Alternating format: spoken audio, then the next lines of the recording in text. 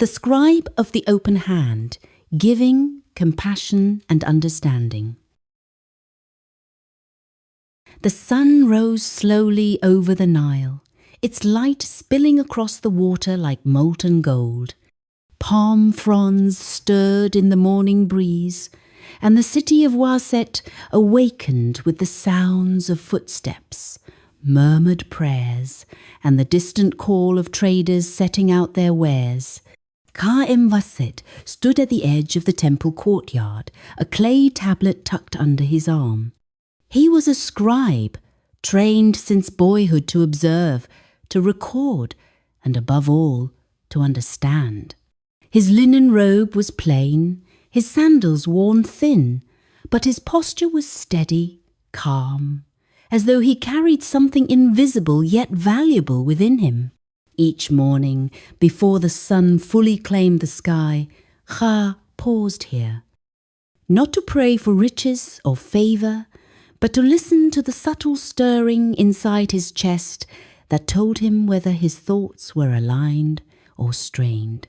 This morning, there was a heaviness. He felt it as he watched a group of labourers shuffle past the temple gates, shoulders bent, faces drawn tight from long days under the sun. They were building yet another monument for a noble whose name would outlive theirs, carved into stone, while their own lives faded quietly into dust. Ka looked away, a faint tension moving through him. He told himself there was nothing he could do. He was only a scribe, yet the discomfort remained. Inside the temple, the air was cool and shadowed. Incense curled upward as priests moved silently through ritual.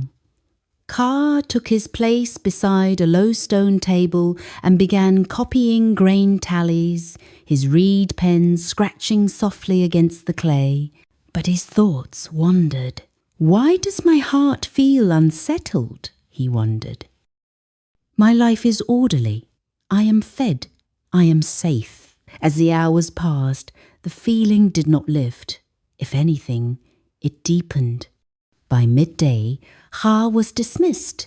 He stepped back into the sun and made his way through the city streets, past homes of mud, brick, and shaded courtyards where children laughed and women ground grain. At the edge of the market, he noticed an old man sitting alone beneath a torn awning. The man's hands trembled as he tried to tie a cord around a small bundle of reeds. His clothes were threadbare, his eyes clouded with age. Ka slowed. Others passed without looking. He felt the familiar urge to keep walking, to stay within the invisible boundaries of his role, his schedule, his life. But the heaviness in his chest grew sharper, almost insistent. He stopped. "May I help you?" Ka asked gently. The old man looked up, surprised. "If you have the time," he said, his voice thin. "My fingers do not listen as they once did." Ka knelt, tying the cord with ease. The task took only moments, but as he handed the bundle back, something shifted inside him. The heaviness softened, replaced by a quiet warmth. The old man smiled, a simple, grateful expression that seemed to carry more weight than gold. "You have kind hands," he said, "and a generous spirit."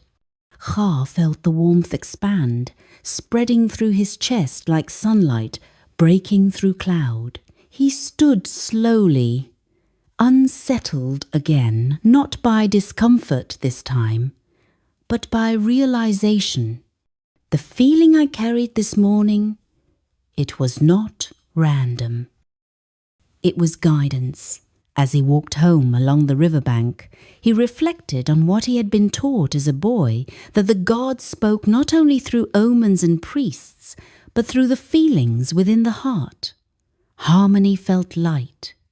Resistance felt heavy. That evening, Ka could not sleep. The image of the labourers, the old man, the quiet relief he felt after helping it all circled in his mind. He realised something startling. His life had been orderly, yes, but closed. He had been careful with his time, his energy, his concern, and in doing so, he had limited the flow of something essential. The next day, Ka returned to the temple, but he saw it differently. When a young apprentice struggled to keep pace, Ka slowed his own work and guided him patiently. When a priest snapped in frustration, Ka listened without defense. Each small act of understanding brought the same quiet warmth. Days turned into weeks. Word spread, subtly at first. People sought Ka out not for his skill with numbers, but for his presence. He listened without rushing. He offered help without keeping score. He gave not from excess, but from willingness. And something extraordinary began to happen. Opportunities appeared with ease. A senior scribe noticed his calm leadership and invited him to assist with more meaningful records, histories, teachings, writings meant to guide future generations. His days felt lighter, not heavier, despite the added responsibility. One evening, as Ka walked along the Nile, he encountered a woman kneeling at the water's edge, weeping quietly. He hesitated only a moment before approaching. "Forgive me," he said softly, "but you seem burdened." She looked up, tears streaking her dust-covered cheeks.